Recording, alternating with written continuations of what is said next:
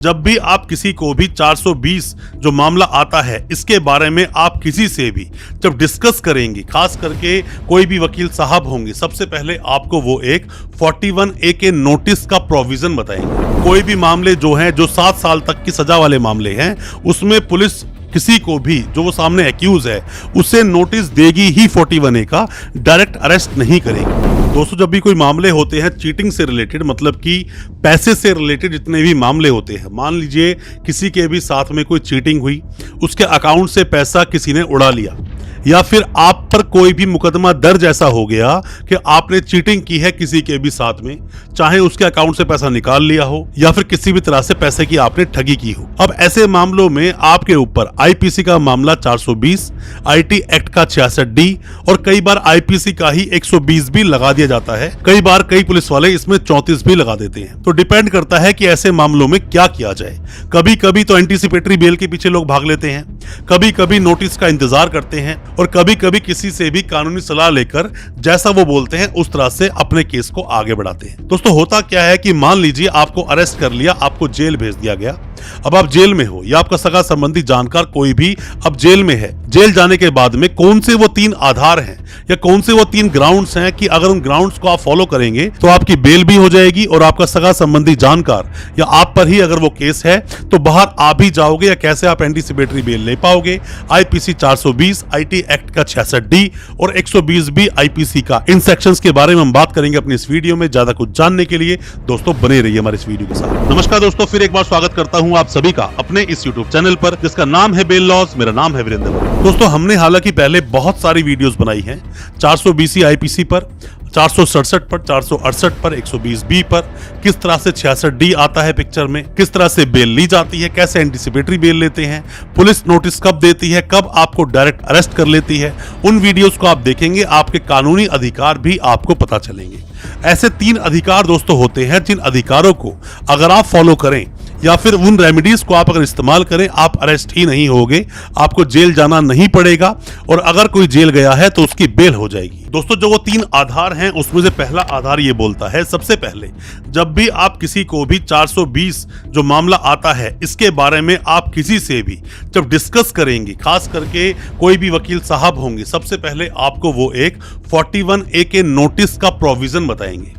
क्या है ये प्रोविजन? दोस्तों, होता क्या है कि सुप्रीम कोर्ट ने जो भी कोई जजमेंट्स दिए, जो भी कोई गाइडलाइंस दी, अपने देश के सभी कोर्ट्स में अपने देश की पूरी पुलिस और सभी लोगों को उस आदेश का पालन करना पड़ेगा, उन गाइडलाइंस को मानना पड़ेगा। और ये क्यों मानना पड़ेगा? उसके लिए कॉन्स्टिट्यूशन ऑफ इंडिया, भारत का संविधान का आर्टिकल 141 आप अगर पढ़ेंगे तो उसमें बताया गया है सुप्रीम कोर्ट के द्वारा जो भी चीजें डिक्लेयर की जाएंगी वो देश का कानून बन जाएगा।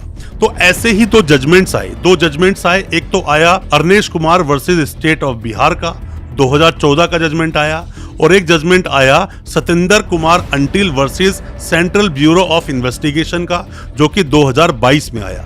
जो 2014 में जजमेंट आया था उसमें बताया गया था कि कोई भी मामले जो हैं, जो 7 साल तक की सजा वाले मामले हैं, उसमें पुलिस किसी को भी जो वो सामने एक्यूज है उसे नोटिस देगी ही 41A का, डायरेक्ट अरेस्ट नहीं करेगी। पर काफी जगह काफी पुलिस वाले इन चीजों को मान नहीं रहे थे।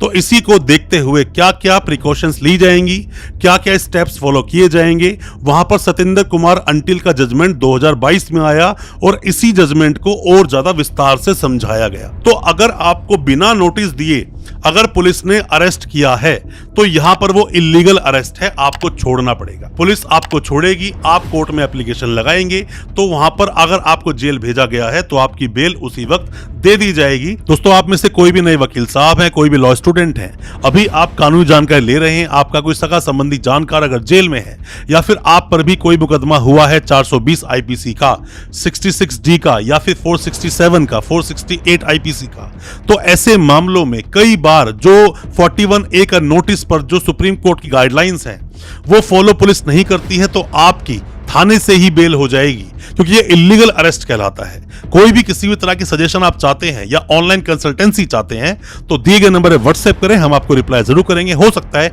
हमारे किस सजेशन से आप अपने केस से बाहर निकल सकें। अरेस्ट नहीं कर सकती, यही है देश का कानून। ये था पहला आपका सबसे बड़ा आधार। अब हम दूसरे आधार की दोस्तों बात कर लेते हैं। कई बार ऐसा देखा गया है किसी व्यक्ति को अरेस्ट किया जाता है 420 में और 66D लगाकर अरेस्ट कर लिया, जेल भेज दिया और यहां पर 41A के नोटिस की भी कंप्लायंस कर ली गई। मान लीजिए जैसे हमारे पास कई बार कॉल ऐसे आते हैं कि किसी के पास राजस्थान से एक नोटिस आया और जो एक्यूज था वो रहने वाला था गुजरात का।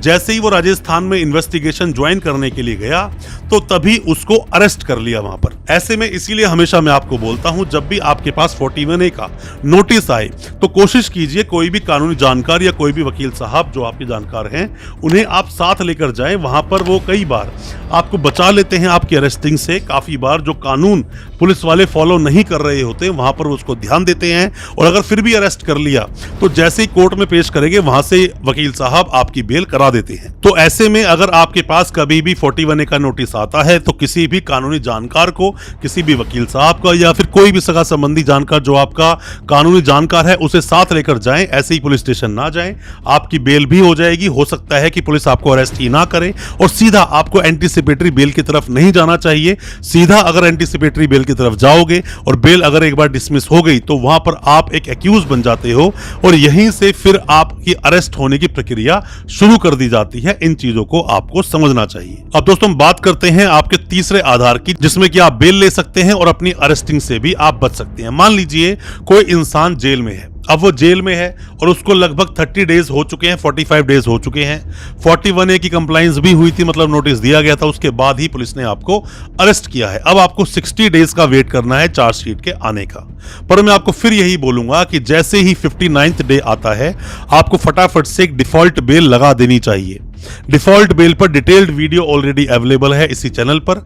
डिफॉल्ट बेल की वीडियो को आप देखेंगे बहुत कुछ समझ जाएंगे डिफॉल्ट बेल कैसे लगाई जाती है। 60 डेज में अगर आपकी चार्जशीट नहीं लगती है, फाइल नहीं होती है तो आपको डिफॉल्ट बेल मिल जाएगी। ये भी आपका अधिकार है। पर कई बार पुलिस अरेस्ट करने के बाद में ऐसे मामलों में 60 दिन के बाद या 60 दिन के बाद जब चार्जशीट फाइल नहीं करती है वहां 467 लगा देती है आपके इन्हीं सेक्शंस के साथ, जिसका मामला होता है लाइफ टाइम इंप्रिजनमेंट तक का और जिसमें कि चार्जशीट को फाइल करने का टाइम बन जाता है 90 डेज। हालांकि चार्जशीट के लगने के बाद में ग्राउंड्स बन जाते हैं बेल लेने के, क्योंकि डिटेल्ड जो भी इन्वेस्टिगेशन की है आईओ साहब ने वो आपके सामने होती है। आपके वकील साहब उसको पढ़ते हैं और आपकी बेल लगाते हैं, आपकी बेल हो जाती है। चार्जशीट भी एक काफी बड़ा ग्राउंड होता है, बट यहां पर 467 ऐड करने की वजह से ही आपकी बेल के ग्राउंड और ज्यादा कम हो जाते हैं, मामला और ज्यादा सीरियस हो जाता है। कोई भी किसी तरह के सवाल हैं आपके दिल में, कुछ भी आप पूछना चाहते हैं, कमेंट बॉक्स में सवाल पूछें या फिर दिए गए नंबर पर व्हाट्सएप करें, हम आपको रिप्लाई करेंगे। हो सकता है हमारे किसी सजेशन से, हमारे किसी भी एडवाइस से आप अपने केस से बाहर निकल सकें, बरी हो सकें, आपकी बेल हो सके। दोस्तों वीडियो को ज्यादा से ज्यादा शेयर करें अपने दोस्तों, परिजन, परिवार में, ताकि वो भी अपने आप को कानूनी जानकार बना सकें। चैनल सब्सक्राइब करना बिल्कुल ना भूलें, साथ में लगा बेल आइकन जरूर दबा दें ताकि इसी तरह की लीगल अवेयरनेस की वीडियोस आप तक पहुंच सके सबसे पहले। बहुत बहुत शुक्रिया दोस्त, धन्यवाद हमारे इस वीडियो के साथ बने रहने के लिए।